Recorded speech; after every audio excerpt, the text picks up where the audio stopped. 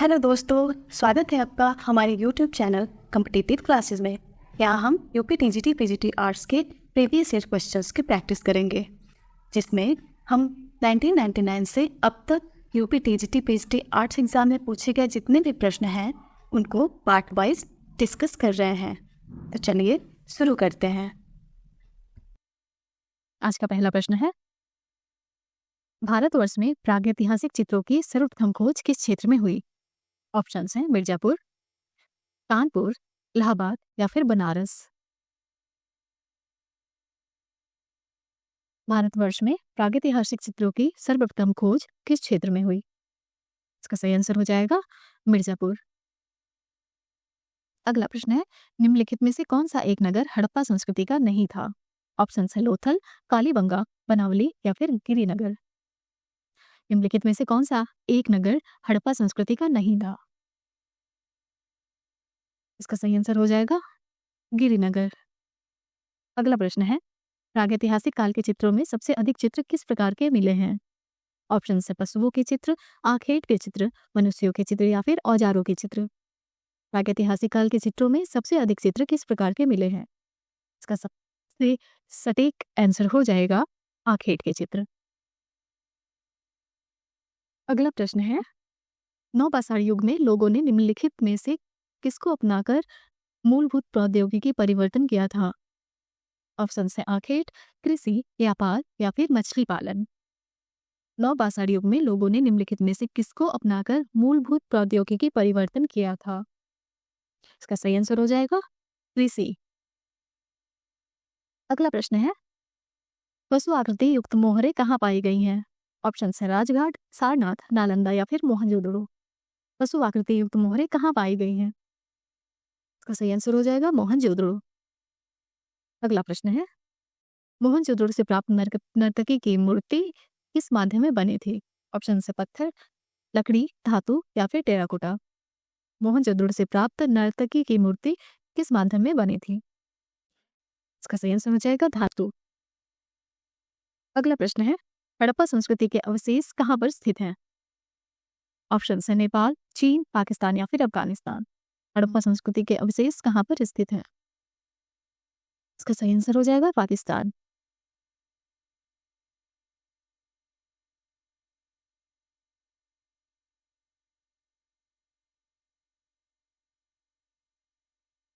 अगला प्रश्न है,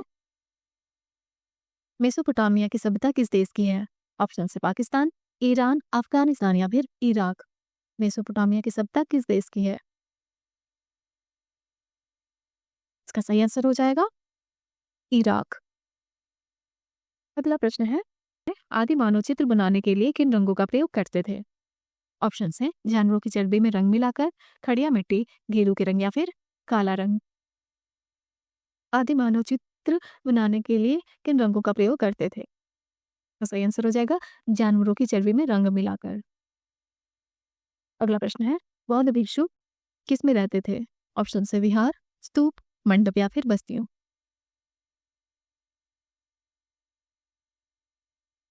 बौद्ध भिक्षु किस में रहते थे? इसका सही आंसर हो जाएगा विहार।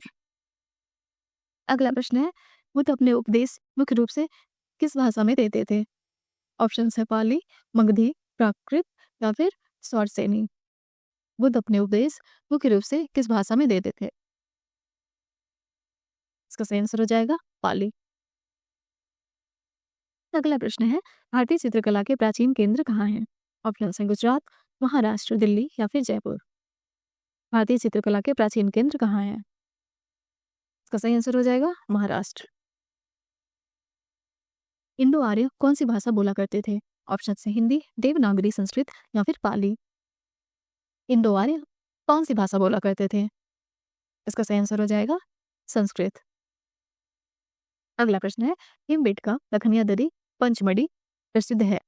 ऑप्शन है बौद्ध स्तूप के लिए, प्रागैतिहासिक चित्र के लिए, विष्णु मंदिर के लिए या फिर गुफा के लिए। भीमबेटका, लखनिया दरी, पंचमढ़ी प्रसिद्ध है। इसका सही आंसर हो जाएगा प्रागैतिहासिक चित्र के लिए। अगला प्रश्न है, वेदों की रचना किस भाषा में हुई थी? ऑप्शन है हिंदी, देवनागरी, फारसी या फिर संस्कृत। वेदों की रचना किस भाषा में हुई थी? इसका सही आंसर हो जाएगा संस्कृत में। अगला प्रश्न है, भगवान बुद्ध ने पहला उपदेश कहाँ दिया था? ऑप्शन है सारनाथ में, वैशाली में, सांची में या फिर बोधगया में। भगवान बुद्ध ने पहला उपदेश कहाँ दिया था? इसका सही आंसर हो जाएगा सारनाथ में। प्रागैतिहासिक चित्र उत्तर प्रदेश में कहाँ है? ऑप्शन है सिंघारिया, इंदौली, लखनिया दरी या फिर सारनाथ। प्रागैतिहासिक चित्र उत्तर प्रदेश में कहाँ है? इसका सही आंसर हो जाएगा लखनिया दरी। अगला प्रश्न है, मूर्तिकला की वह शैली क्या है जो ग्रीक रोमन कला से प्रभावित रही? ऑप्शन है मथुरा, भरहु, गांधार या फिर मौर्यकालीन। मूर्तिकला की वह शैली क्या है जो ग्रीक रोमन काल से प्रभावित रही? इसका सही आंसर हो जाएगा गांधार। अगला प्रश्न है, अशोक स्तंभ किससे बने थे? ऑप्शन है Chunar sandstone, black KIST, red sandstone या फिर ग्रेनाइट स्टोन। अशोक स्तंभ किससे बने थे? इसका सही आंसर हो जाएगा चुनार सैंडस्टोन। अगला प्रश्न है, जातक कथाएं क्या है?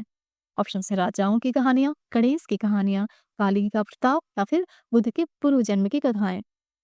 जातक कथाएं क्या है? इसका सही आंसर हो जाएगा बुद्ध के पूर्व जन्म की कथाएं। अगला प्रश्न है, गौतम बुद्ध ने निर्वाण कहाँ प्राप्त किया था? ऑप्शन है गया, कुशीनगर, सारनाथ या फिर नालंदा। गौतम बुद्ध ने निर्वाण कहाँ प्राप्त किया था?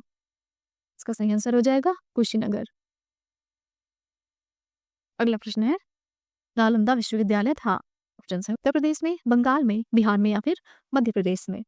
नालंदा विश्वविद्यालय था, इसका सही आंसर हो जाएगा बिहार में। अगला प्रश्न है, मगध राज्य की नींव किसने डाली? ऑप्शन है बिंबिसार, अजातशत्रु, चंद्रगुप्त या फिर इनमें से कोई नहीं। मगध राज्य की नींव किसने डाली? इसका सही आंसर हो जाएगा बिंबिसार। अगला प्रश्न है, गुप्त काल की सर्व प्रमुख विशेषता है? ऑप्शन है मूर्तिकला, मंदिरों का निर्माण, चित्रकला या फिर बड़ेगिरी। गुप्त काल की सर्व प्रमुख विशेषताएं हैं, इसका सही आंसर हो जाएगा मंदिरों का निर्माण। आज के वीडियो का अंतिम प्रश्न है, अशोककालीन शिलालेखों को पढ़ने में प्रथम सफलता किसने प्राप्त की? ऑप्शन है James Prinsep, John Marshall, William James या फिर राखल दास बनर्जी। अशोककालीन शिलालेखों को पढ़ने में प्रथम सफलता किसने प्राप्त की? इसका सही आंसर हो जाएगा जेम्स प्रिंसेप।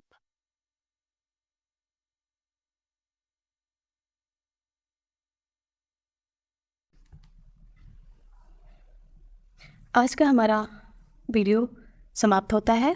नेक्स्ट 25 क्वेश्चंस को हम अगले पार्ट में डिस्कस करेंगे। अगर आपको हमारा वीडियो पसंद आया हो तो हमारे चैनल को लाइक करिए, सब्सक्राइब करिए और शेयर करिए। हमारे साथ बने रहने के लिए धन्यवाद।